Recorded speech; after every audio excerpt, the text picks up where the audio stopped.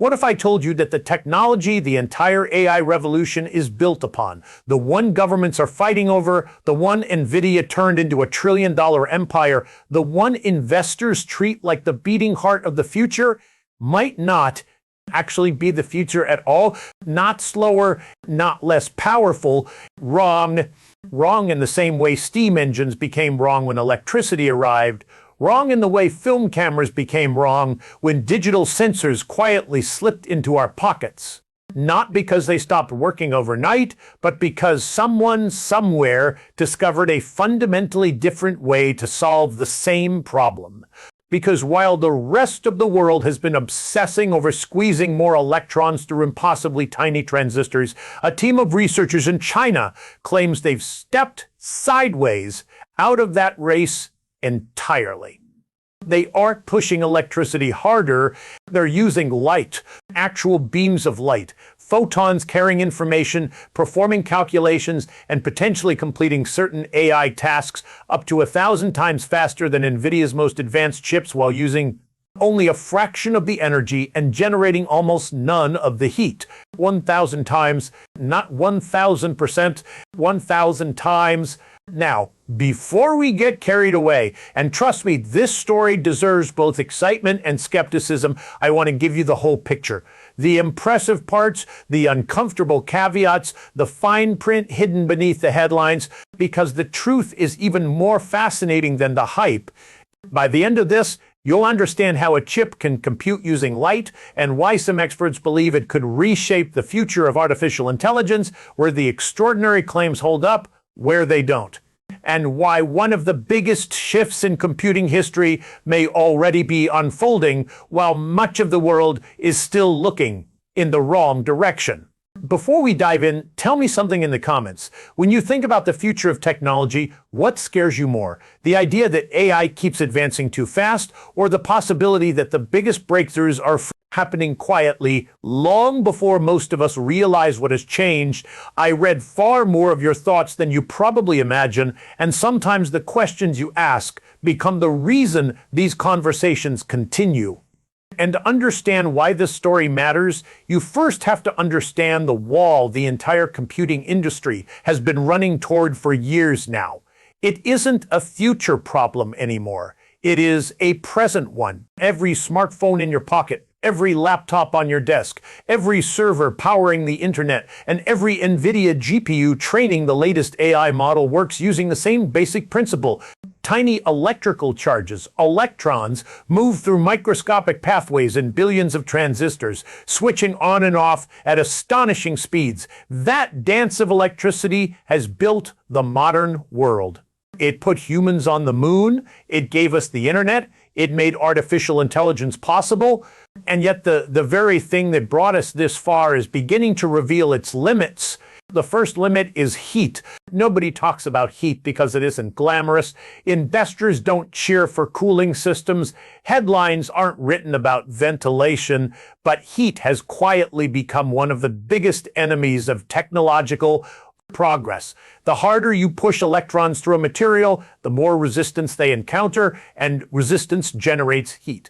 More computing power means more heat, and more heat means more energy spent of cooling machines. Instead of using them, some of the world's most advanced AI data centers now devote staggering amounts of electricity just to keeping their chips from destroying themselves.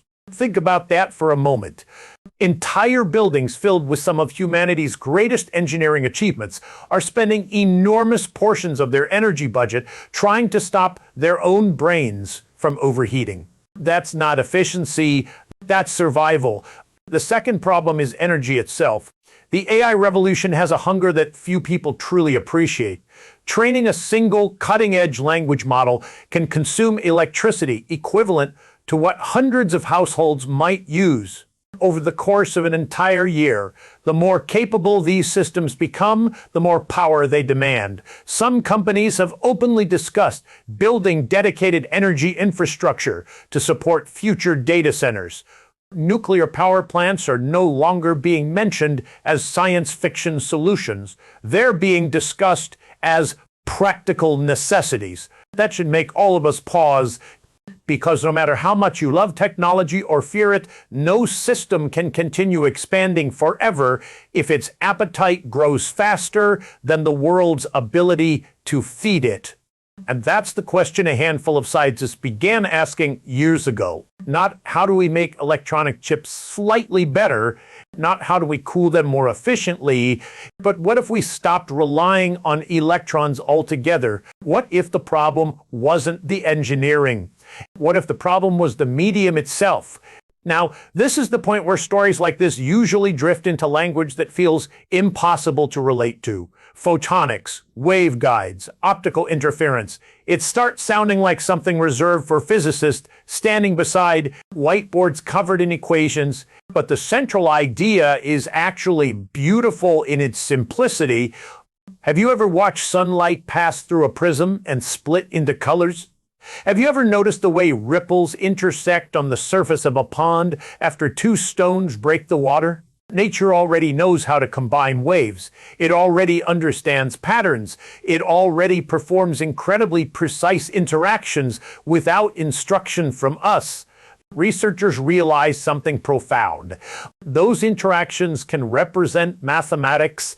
When beams of light split, shift, interfere, and recombine, they aren't just creating visual effects. Under carefully controlled conditions, they can perform the exact kinds of calculations that artificial intelligence relies on most heavily: the multiplication and accumulation of massive matrices, the repetitive mathematical operations happening millions or billions of times during AI processing. In other words, the universe already knows how to solve these problems. The trick is learning how to ask, I don't know about you, but that's the kind of realization that makes me stop for a second, because sometimes progress isn't forcing nature to obey us. Sometimes it's noticing what nature has been doing all along and learning how to cooperate with it. And if you're the kind of person who enjoys these moments, the ones where science stops feeling like cold machinery and starts feeling almost poetic, consider subscribing. Not because I'm chasing numbers.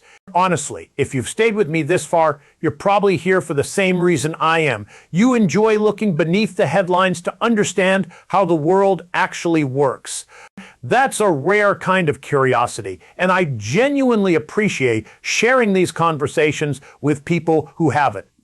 Now imagine two different systems delivering messages. The first is a crowded subway during rush hour. Thousands of commuters squeezing through tunnels, slowing each other down, generating friction, heat, delays. That's electronic computing. Brilliant, adaptable, but increasingly burdened by its own success. The second system is sunlight streaming through open windows. No traffic, no collisions, no waiting in line pre's, just movement. And that's the dream of photonic computing. Instead of wires carrying electrons, microscopic pathways called waveguides direct pulses of light.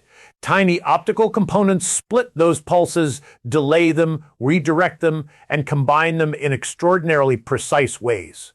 The calculations happen through interference itself, not by flipping billions of tiny electrical switches, but by harnessing the natural behavior of photons moving at the fastest speed the universe permits.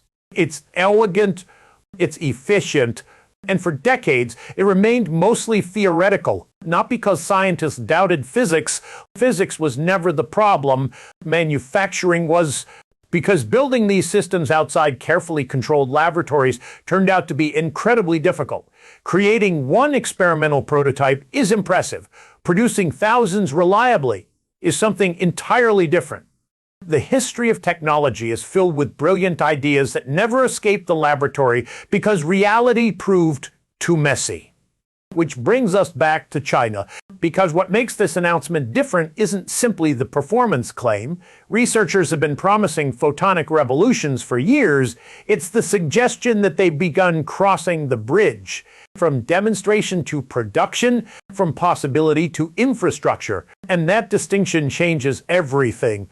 And according to the teams behind this effort, they have established pilot production capabilities using thin-film lithium niobate wafers, integrating vast numbers of optical components onto a single platform. To most people, that phrase means absolutely nothing. Numbers of optical components onto a single platform. To most people, that phrase means absolutely nothing. But in manufacturing terms, it means the difference between a handcrafted prototype and the early foundations of an industry.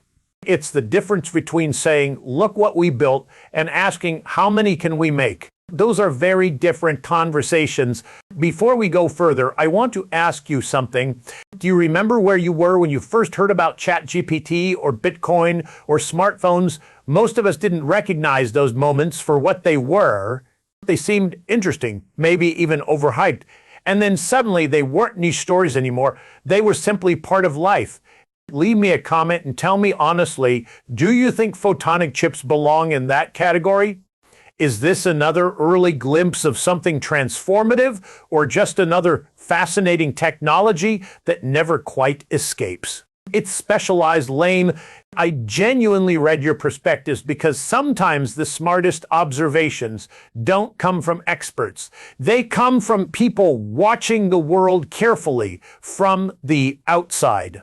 And here's where the story becomes truly interesting, because the headline number 1,000 times faster than NVIDIA is real enough to grab attention. But in the next part, we're going to unpack the fine print hiding underneath it. Because extraordinary claims deserve extraordinary context. And the truth behind that number might be even more fascinating than the number itself. Now we arrive at the part of the story where channels usually split into two camps. On one side, you have the people shouting that NVIDIA is finished, that China's new chip changes everything overnight, that the AI race is over and someone just crossed the finish line while nobody was paying attention. On the other side, you have people dismissing the entire thing as laboratory hype, another flashy headline attached to technology that will never leave the research papers. The truth, as it usually does, sits somewhere between those extremes. And I think you deserve that version, because the number that pulled all of us into this story, the claim that these photonic chips could be 1,000 times faster than NVIDIA's best GPUs, is both true and misleading at exactly the same time. The first piece of fine print is the most important. That 1,000 times advantage does not apply to everything. Not even close. Photonic chips are specialists. They are extraordinarily good at very specific forms of computation and the repetitive mathematical operations sitting at the center of modern AI workloads. Massive matrix multiplications, linear algebra, performed again and again at astonishing scale. For those narrow tasks, the speed advantage can be breathtaking. But ask them to do something outside their specialty, and that advantage begins to disappear.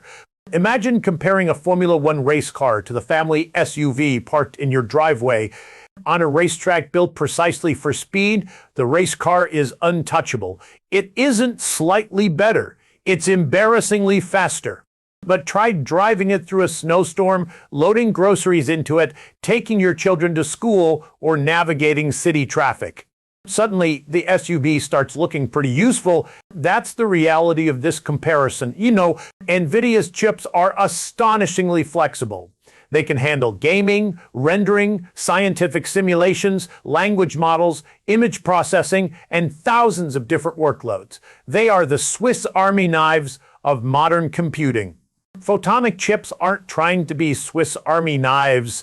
They're scalpels, extremely sharp, exceptionally efficient, built for a particular kind of work. And if that sounds disappointing, I would argue it's actually more exciting, because specialists change industries all the time. Jet engines didn't eliminate cars. Cameras didn't eliminate books. MRI machines didn't replace stethoscopes. They transformed the areas where they excelled. And AI happens to lean heavily on exactly the kind of mathematics photonic systems seem uniquely suited to accelerate.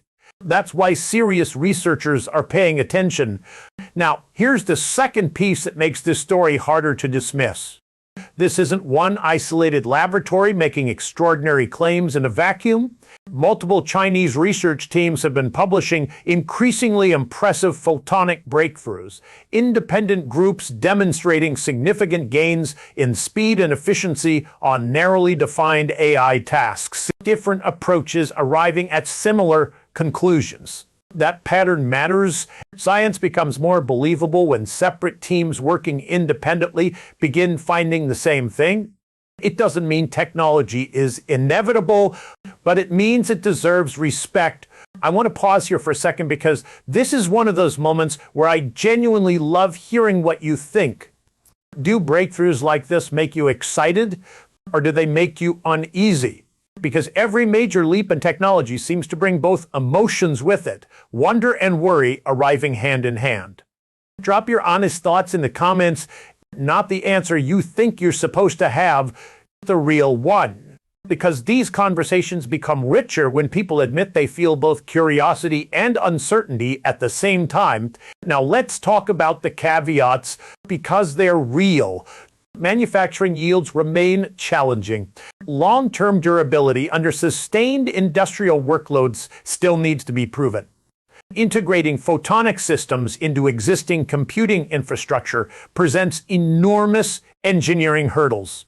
Software ecosystems built around decades of electronic computing won't simply disappear because something faster arrives. History rarely works that way. The better technology doesn't always win immediately. Sometimes it takes years and sometimes decades, and sometimes it becomes part of a hybrid future instead of replacing what came before. And that's actually where I think this story becomes fascinating, because I don't believe we're witnessing the death of silicon. I think we're watching the birth of partnership. Imagine data centers where traditional electronic processors continue doing what they already do exceptionally well, handling flexible, general-purpose workloads requiring adaptability and precision. But when the brutal, repetitive mathematics of AI training arrives, the endless matrix calculations consuming enormous amounts of energy, those workloads get handed over to photonic accelerators built specifically for that purpose. Electrons, where flexibility matters. Photons, where efficiency dominates. The best of both worlds.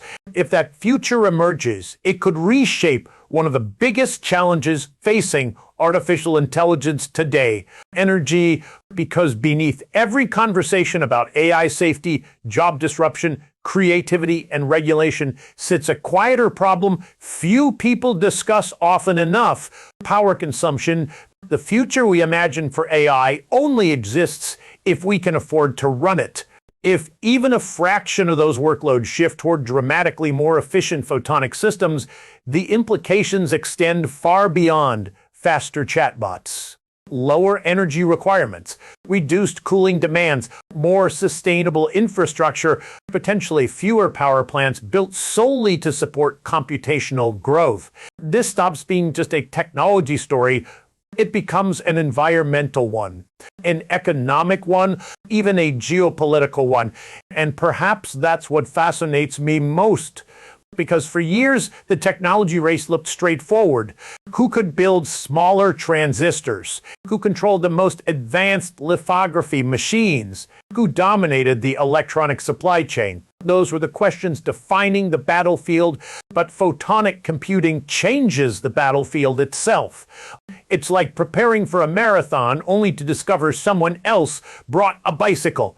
Restrictions that matter enormously in one paradigm suddenly lose some of their power in another. And whether you're rooting for China, NVIDIA, America, or simply hoping innovation benefits humanity, you have to admit there's something deeply human about that pattern.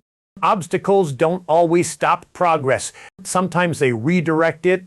The roadblock becomes the reason someone builds an entirely different road. I've noticed this happening again and again throughout history: constraints forcing creativity, scarcity encouraging invention, limitations becoming unexpected catalysts. Maybe that's one of the reasons I find stories like this so compelling, because they aren't really about chips. They're about people refusing to accept that the current way of doing things is the only way. Before we finish, aren't really about chips. They're about people refusing to accept that the current way of doing things is the only way. Before we finish, I want to ask you one final question, and I genuinely hope you'll answer it. Do you think the future belongs to light? Do you believe photonic chips will eventually become foundational technology powering the next generation of artificial intelligence? Or do you think electronic chips will remain dominant because versatility matters more than specialization? There isn't a right answer yet, only educated guesses. But sometimes those guesses reveal how we think about progress itself. If you've made it this far, thank you.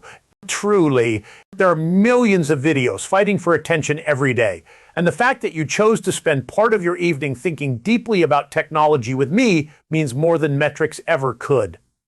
If these kinds of conversations resonate with you, subscribe, not because I want another number beside a channel name, but because I think there should still be places on the internet where people slow down long enough to understand the world before reacting to it.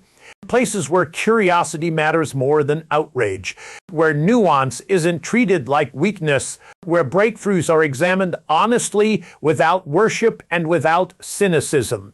And maybe that's what we're trying to build here together, whatever happens next. Whether photonic computing changes everything or settles into a narrower role, one thing already seems clear.